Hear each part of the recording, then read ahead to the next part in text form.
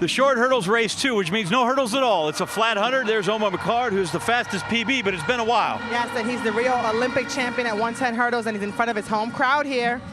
There's Dylan Bird, now coached by Nat Page, has been since September, and he won the hurdle race. And he was smart. He ran the 1 and the 100-meter hurdles double down at the Florida State Relays to prepare for today.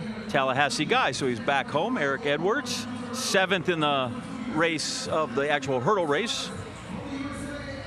Went to LSU, ran down there for Dennis Shaver and that group in Baton Rouge.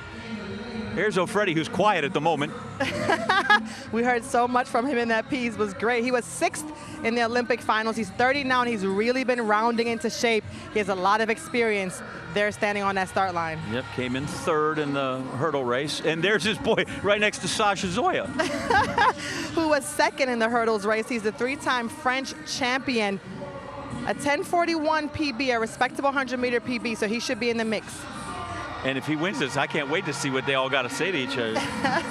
There's Daniel Roberts, got Olympic silver. Yeah, who we expected to win the 110 hurdles, but only finished 4th in a really tight race. He's the Paris Olympics silver medalist.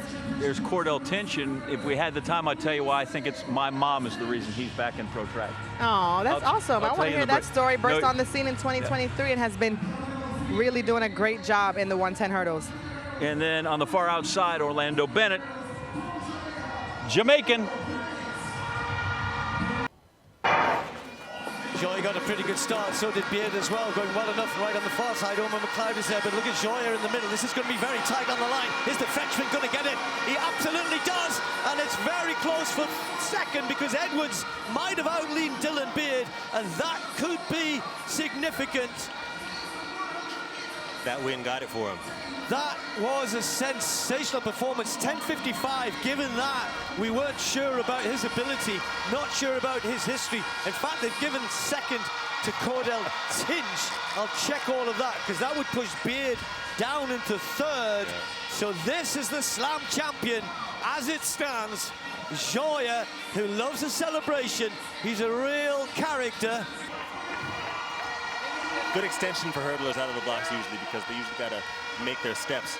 But held his drive pace just like a legitimate sprinter. About 20 to 30 meters, and coming up, he's got great knee lift, good arm movement. And like I said, when people are around the same speed, it all comes down to attitude and confidence. Was in contention right from the beginning, but I would say that throughout his phases, he looked the best.